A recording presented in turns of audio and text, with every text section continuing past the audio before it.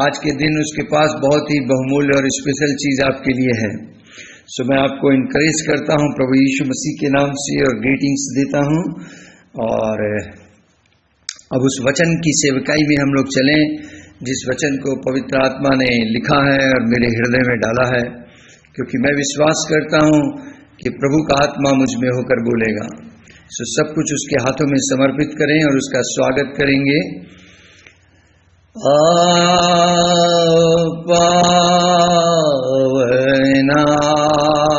पावनात्मा तेरे दान दो योग्य हमको बना, तेरी सेवा में योग्य हमको बना, तेरी सेवा में। और ललबशा भुरुदुलुलुबु, Glory, glory, glory. Thank you, Jesus, for your grace. Thank you, Holy Spirit, for your goodness. Thank you, Lord. We commit this time and the people who are here to hear your voice. We submit everyone into your authority and under your mighty hand. Speak to us, Holy Spirit, now. In Jesus' name we pray. Amen. So प्रभु का धन्यवाद हो। हम लोग का same topic है life in Christ, और जीवन जो है वो मसीह में है, मसीह के द्वारा है, मसीह ही जीवन है। तो हम लोग उसके बारे में चर्चा किए थे और पहला स्टेप हमने सीखा था उस लाइफ से कनेक्ट होने के लिए कि हम सबको हमारे शरीर को प्रभु यीशु मसीह के बहुमूल्य लहू से धुलकर साफ होना है, और क्योंकि ब्लड में वो लाइफ है। और सेकंड थिंग आज हम जो मेडिटेट करेंगे वो है वर्ड ऑफ गॉड। परमेश्वर के जीवन के वचन के अंदर जीवन है। बाइबल कहती है जॉन चैप्टर 1 के अंदर कि परमेश्वर का जीवन परमेश्वर के वचन में है ना। The life is in the word. परमेश्वर के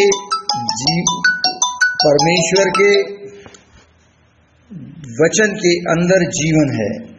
तो उस जीवन को हमें प्राप्त करना है, उस जीवन से कनेक्ट होना है।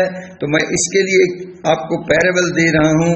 एक बाइबल का एक दृष्टांत है, मत्ती रचित सुसमाचार और उसके 19वें अध्याय में। उसको आप 16 पद से अपना घर में किसी टाइम पढ़िएगा, और वहां से मैं बातचीत कर रहा हूं। और उसके फर्स्ट और सेकंड वर्स को मैं सिर्फ पढ़ूंगा इस वक्त, बाकी आप पढ़ लीजिएगा। वहां लिखा है कि एक मनुष्य यीशु के पास आता है और वो उससे कहता है कि हे गुरु, कौन सा भला काम मैं करूं कि अनंत जीवन पाऊं। कौन सा भला काम? उसका फोकस काम के ऊपर है कि क्या मैं करूं, मुझे क्या करना चाहिए कि मैं अनंत जीवन पाऊं। उसने उससे कहा, तू मुझसे भलाई के विषय में क्यों पूछता है? क्योंकि इसने पूछा कौन सा मैं भला काम करूं, कौन सा अच्छा काम मैं करूं कि मुझे वो जीवन मिले, परमेश्वर का जीवन मिले, स्वर्गीय जीवन मिले, अनंत जीवन मिले। तो यीशु जी उससे कहते हैं कि यदि तू जीवन में प्रवेश करना चाहता है, उस जीवन से कनेक्ट होना चाहता है, तो परमेश्वर की आज्ञाओं को माना कर। परमेश्वर की आज्ञा परमेश्वर का वचन है। तो उस व्यक्ति ने कहा, कौन सी आज्ञाएं? तो यीशु ने उसे कहा, इस धरती पर रहते हुए तुझे किस तरीके का जीवन जीना है। तो यीशु ने उसे 10 कमांडमेंट में से 6 कमांडमेंट को जिक्र कर दिया कि तू हत्या न करना, व्यभिचार न करना, चोरी न करना, झूठी गवाही मत देना, माँ बाप का आदर करना, पड़ोसी से अपने समान प्यार करना। जब उसने इस बात को सुना तो उसने कहा, अरे ये काम तो मैं बचपन से ही करता आ रहा हूं, संडे स्कूल से ही मैं ये सब सीखा है, ये तो मैं करता आ रहा हूं।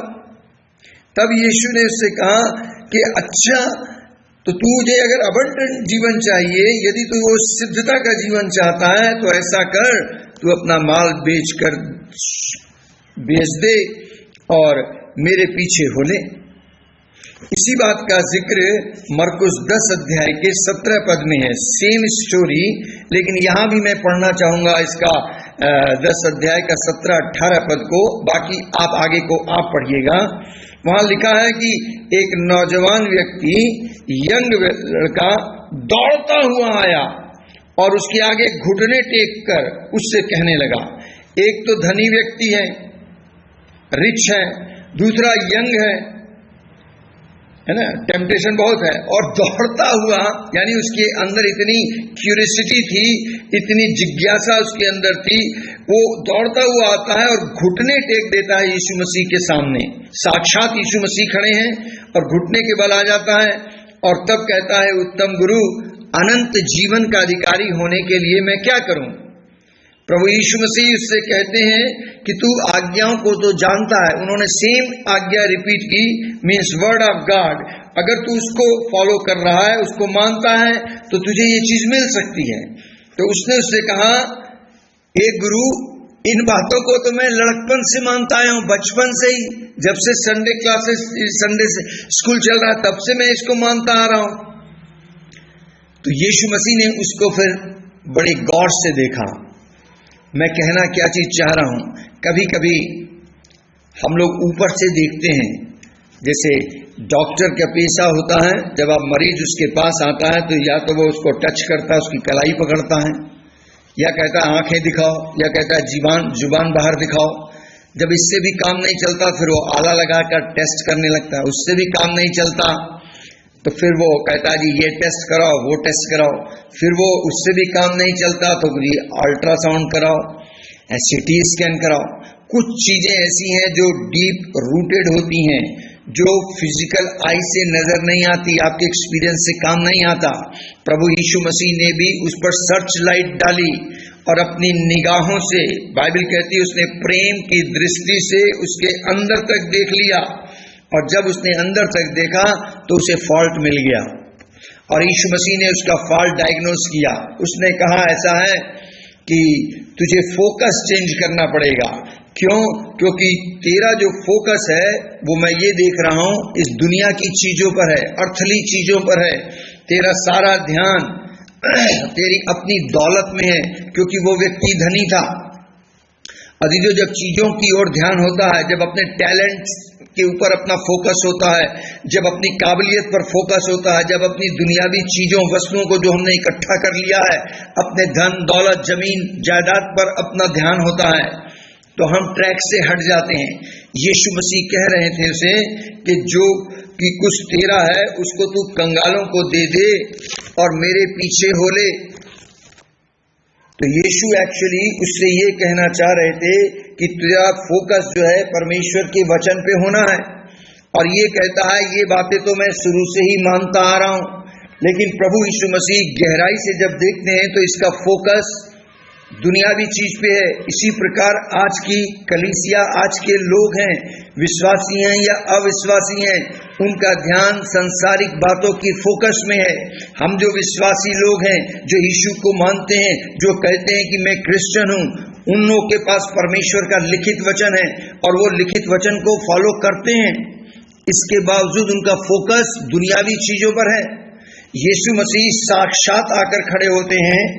यीशु परमेश्वर का वचन है जो देहधारी हुआ है, वो साक्षात खड़ा है और ये व्यक्ति उसके आगे घुटने टेकता है।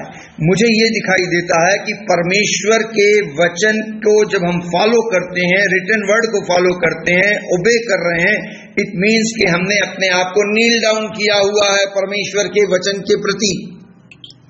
और जब हम ऐसा कर देते हैं तो, और ऐसा हम करते भी आ रहे हैं, लेकिन हमारा फोकस जो है वो परमेश्वर पे नहीं है, प्रभु पे नहीं है, उसके स्पोकन वर्ड पर नहीं है, जो परमेश्वर का रेमा वर्ड है उसके ऊपर नहीं है। इसलिए हमारे पास उस जीवन का अभाव आता है।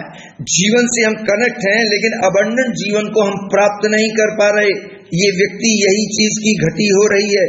इस व्यक्ति को जब यीशु ने गहराई से देखा सर्च लाइट मारी तो यीशु ने कहा कि तू जो है, तेरा जो फोकस है तेरे धन के ऊपर है, तू अपना धन बेचकर मेरे पीछे हो ले। मेरे पीछे होने का मतलब मैं जो परमेश्वर का वचन हूं उसके पीछे। लिखित वचन को अगर आप फॉलो करते हैं तभी आप रेमा वचन को प्राप्त कर सकते हैं।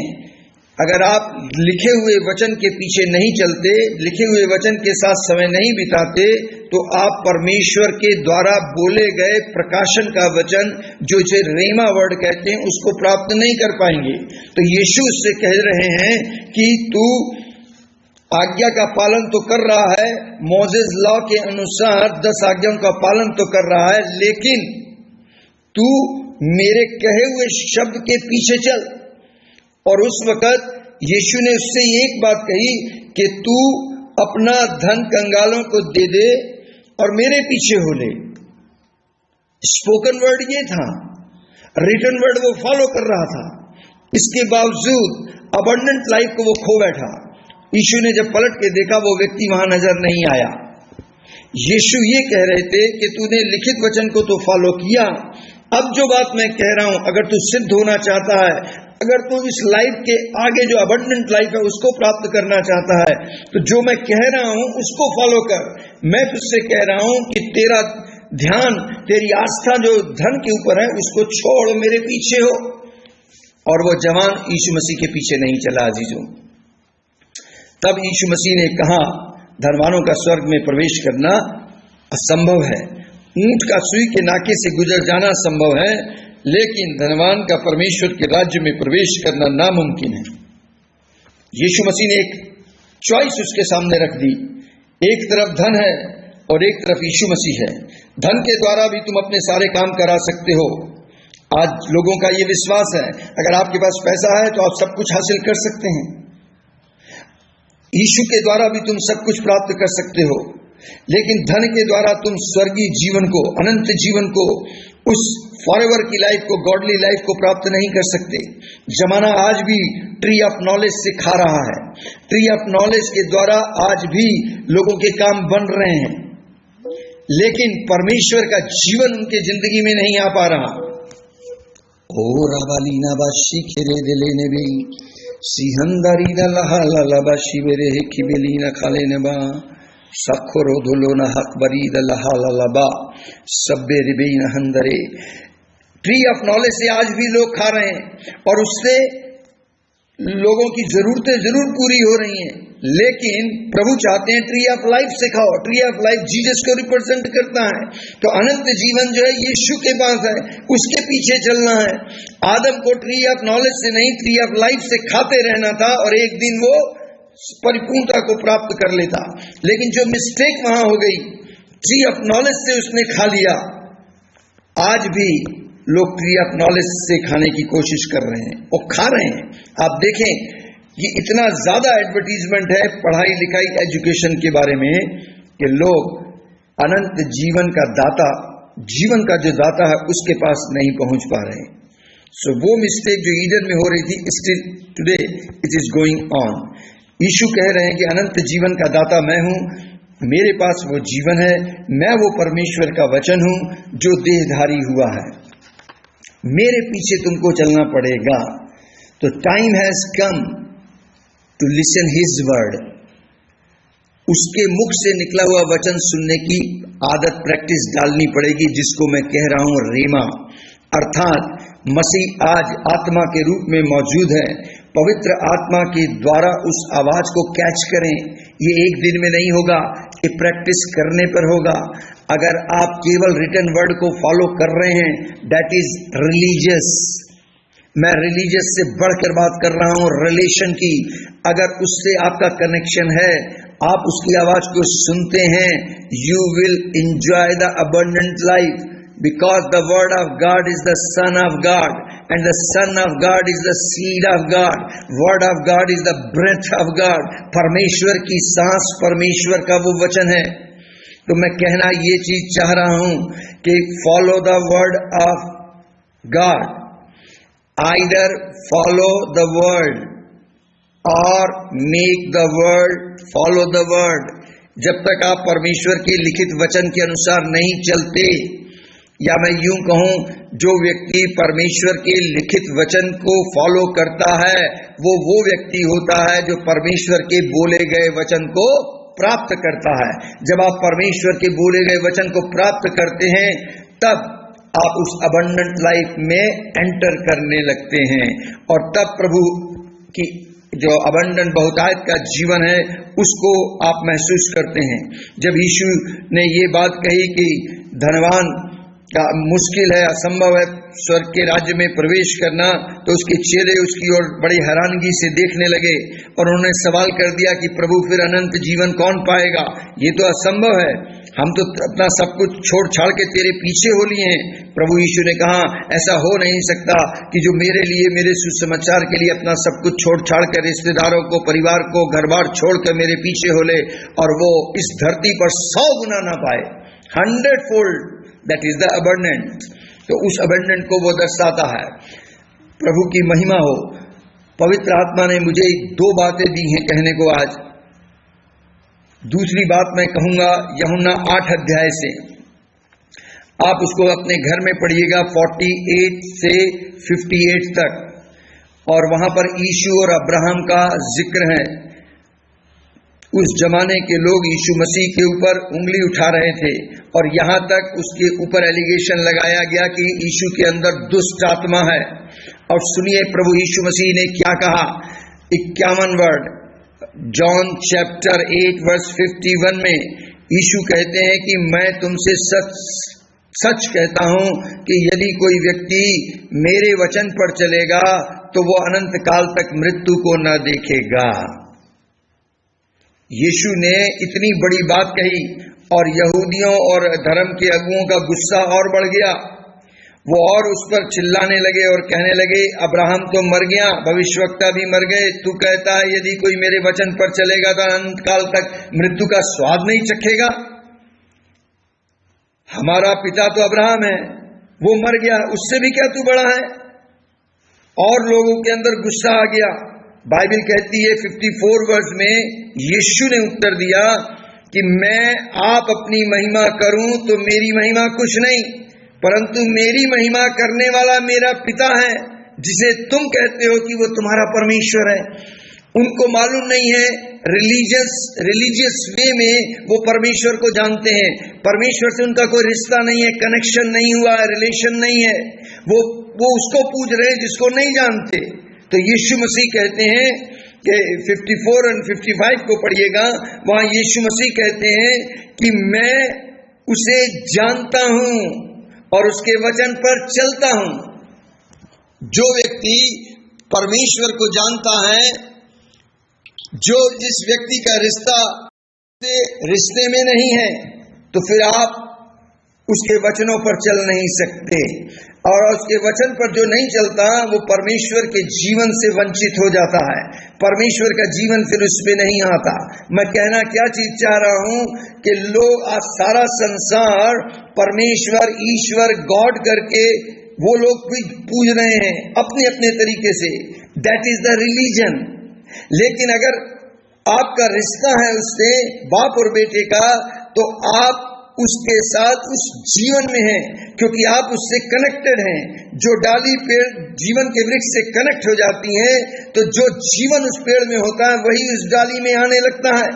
तो यीशु मसीह कहने लगते हैं कि I know my daddy, that's why I obey the word of my daddy, that's why I am obedient. Do you know? मैं आज आपसे सवाल करता हूं, जितने लोग मेरे इस संदेश को सुन रहे हैं, क्या आप उसे जानते हैं? जानने का मतलब हेड नॉलेज से नहीं है, जानने का मतलब है हार्ट से कनेक्शन, आपका रिलेशन। क्या आपका रिलेशन है? क्या आपका संबंध है? क्या आपने उसे गले लगाया, मिले, उसके साथ उठे बैठे, उसकी आवाज को सुना है, या केवल हेड नॉलेज है? अगर आपको हेड नॉलेज है, then you know only history, that is the religion. But if you come under one foot down, if you know through your heart, you will have the relation, you have the salvation, you have the eternal life. वो जीवन जो प्रभु के अंदर है, same life से आप connect होते हैं। बाइबल मेरी कहती है, यूहन्ना 17 अध्याय उसके 3 पद में लिखा है कि जो कोई मतलब जो कोई, क्रिश्चियन और नॉन क्रिश्चियन, जो कोई उस अद्वैत सच्चे परमेश्वर को और यीशु मसीह को जानता है, अनंत जीवन उसका है। Only by knowing you can connect yourself with the eternal life. आपको वो अनंत जीवन मिल सकता है। क्या आप, मेरा सवाल है, क्या आप उस अद्वैत सच्चे परमेश्वर को जानते हैं? यीशु ने यही उस जमाने के लोगों से कहा, तुम उसे परमेश्वर करके जानते हो, तुम असल में उसे जानते ही नहीं हो, मैं उसे जानता हूं और मैं इसलिए उसके वचन पर चलता हूं। Do you know the father of Jesus? Do you know the father of mercy? Do you know the father of glory? जो जानेगा वही वचन पर चलेगा, वही वचन को मानेगा, वही वचन को यूज करेगा। बाइबल कहती है इब्रानियों 4:16 में, अनुग्रह के सिंहासन के पास हियाब के साथ आओ, एंड क्योंकि दया हो चुकी है, and you come and obtain the grace to obey. अगर आप उसके आज्ञाकारी बनना चाहते हैं, वचन पर चलना चाहते हैं, तो आपको वो अनुग्रह हासिल करना पड़ेगा। अनुग्रह का सिंहासन खुला है, अभी टाइम है। दया के सिंहासन पर, अनुग्रह के सिंहासन पर यीशु मसीह मौजूद हैं। इससे पहले कि दया का सिंहासन न्याय के सिंहासन में बदल जाए, अनुग्रह का सिंहासन न्याय के सिंहासन में बदल जाए, हमें उस अनुग्रह को प्राप्त कर लेना है जिसके द्वारा हम उसकी आज्ञा पर चल सकते हैं। तब यीशु मसीह 58 वर्ष में एक और जबरदस्त बात कहते हैं, और सुनने वालों का, उस जमाने के सुनने वालों का गुस्सा और हाई हो जाता है। प्रभु यीशु मसीह कहते हैं कि मैं तुमसे सच सच कहता हूं कि पहले इसके कि अब्राहम उत्पन्न हुआ, मैं हूं। My God! तब उन्होंने उन्हें मारने के लिए पत्थर उठा लिए, इतना ज्यादा उन्हें गुस्सा आ गया, क्योंकि यीशु ने बात ही ऐसी कह दी कि इससे पहले कि अब्राहम उत्पन्न हुआ, मैं हूं। मैं आपको इसका प्रकाशन देना चाहता हूं। निर्गमन 3 अध्याय के 13 से 14 पद में यीशु परमेश्वर का वचन मोसेस पर प्रकट हुआ, और वहां पर मूसा को परमेश्वर ने अपना नाम बताया कि I am is my name. यहोवा परमेश्वर पिता का जो नाम था पुराने नियम में, वो था I am. He said I am the great I am. उस आई एम को कोई देख नहीं सकता था, वो अनसीन था। वर्ड वहां पर था, वर्ड है, वर्ड आ रहा है कि my name is I am, but it is unseen. लेकिन न्यू टेस्टमेंट में यीशु मसीह कह रहे हैं the same I am is I am. Difference is this कि ओटी में आप देख नहीं सकते थे, एनटी में आप मुझे देख सकते हैं, क्योंकि वचन देहधारी हो गया है। वचन ने देह का धारण किया है। यूहन्ना 1:14 के अनुसार यीशु मसीह परमेश्वर का वचन देह धारण कर गया। बाइबल बताती है यूहन्ना 1:1 में, आदि में वचन था, वचन परमेश्वर के साथ था और वचन परमेश्वर था। ये वचन देहधारी हुआ। बाइबल कहती है प्रकाशित वाक्य 19 अध्याय 13 पद में कि यीशु मसीह का एक नाम है, परमेश्वर का वचन। This is the name of Jesus Christ. इसलिए यीशु मसीह कह रहे हैं, समझाते हैं कि आदि में वो वचन जो था, और आज तुम्हें दिखाई दे रहा है फिजिकल फॉर्म में मैं खड़ा हूं, we both are same. That's why Jesus said in John chapter 10 verse 30 कि मैं और पिता दोनों एक हैं। इसलिए बाइबल कहती है कि यहोवा की शुरू से ये इच्छा रही, आइज़ाया 42 वर्स 21 के अनुसार कि उसके वचन की तारीफ करो। दाऊद कहता है भजन 56 अध्याय के 10 पद में कि उसके वचन की प्रशंसा करो। याकूब कहता है धोखा ना खाओ, हे मेरे प्रियो धोखा ना खाओ। जेम्स चैप्टर 1 वर्स 16 अगर 21 से 25 पद को पढ़ेंगे, वहां पर लिखा है become a doer of the word of God, वचन पर चलने वाले बनो। क्यों? क्योंकि वचन ही वो देह धारण हुआ है। अब अंतिम प्रकाशन में आपको देकर समाप्त करूंगा क्योंकि परमेश्वर के वचन के अंदर जीवन है। ध्यान से सुनिएगा, आज सुबह भोर में प्रभु ने मुझे तड़के ये प्रकाशन दिया है, बिल्कुल लेटेस्ट। सुने, word of God is the rock. परमेश्वर का वचन परमेश्वर की वो चट्टान है। एक्सोडस 33, अगर आप इसको पढ़ेंगे, मेरे ख्याल से 17 पद के बाद आप पढ़िएगा या 14 पद के बाद, स्पेशली 21-22 पद को पढ़िएगा। मूसा ने इच्छा जाहिर की कि परमेश्वर मैं तुझे देखना चाहता हूं। तो परमेश्वर ने मूसा से कहा, तू मुझे देख नहीं सकता, लेकिन मेरे पास एक स्थान है, मैं तुझे वहां पर रखूंगा। वो स्थान का नाम था चट्टान। मैं तुझे चट्टान की दरार में रखूंगा, तू उसके अंदर खड़े हो जाना और मेरी उपस्थिति वहां से चलेगी। मैं अपना एक हाथ तेरी ओर बढ़ा दूंगा और तू मुझे देख नहीं पाएगा। जब मैं आगे निकल जाऊंगा तो तू मेरी पीठ का दर्शन देखने पाएगा। मेरी उपस्थिति अर्थात मेरी महिमा को देखेगा, मेरे अनुग्रह को देखेगा, मेरी भलाई को देखेगा। ये तीनों चीजों का जिक्र अगर उस चैप्टर को आप पढ़ेंगे तो आपको मिल जाएगा। तब बाइबल हमें समझाती है कि आदि में जो वचन है, यदि मैं उस वचन में बना रहता हूं और वो वचन मुझ में बना रहता है, क्योंकि वचन जो है चट्टान है, अगर मैं अपने आप को उस चट्टान में रख लेता हूं, मैं वचन में बना रहता हूं, वचन मुझ में बना रहता है, तो बाइबल कहती है यूहन्ना 15:7 में, जो चाहो मांगो तुम्हारे लिए हो जाएगा। हालेलुया। जो चाहो तुम्हें मिल जाएगा। बाइबल बताती है यूहन्ना 15:4-5 पद में कि connect yourself with that, with the tree of life. Tree of life यीशु मसीह है, मुझे उसमें होना है, मुझे उसमें अबाइड होना है, अबाइड इन हिम। उस ट्री ऑफ लाइफ में मैं जो डाली हूं उसमें कनेक्ट हो जाऊं, उसमें समा जाऊं, मैं उसमें और वो मुझ में। उस ट्री ऑफ लाइफ में जो लाइफ चल रही है, डाली अलग है, जड़ अलग है, पत्ते अलग हैं, फूल अलग है, फल अलग है, लेकिन उस पेड़ के अंदर एक चीज ऐसी है जो दिखाई नहीं दे रही, that is the life of the tree. वो लाइफ चल रही है। अगर मैं उससे कनेक्ट हो जाता हूं तो उस पेड़ के अंदर जो लाइफ है वही लाइफ मुझ डाली के अंदर आ जाता है और मुझ में भी वही फल प्रकट होने लगते हैं।